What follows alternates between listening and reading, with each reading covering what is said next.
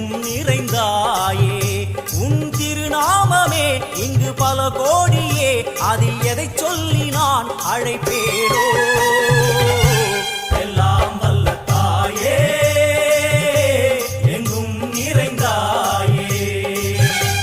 எல்லாம் வல்ல தாயே, எங்கும் நிறைந்தாயே.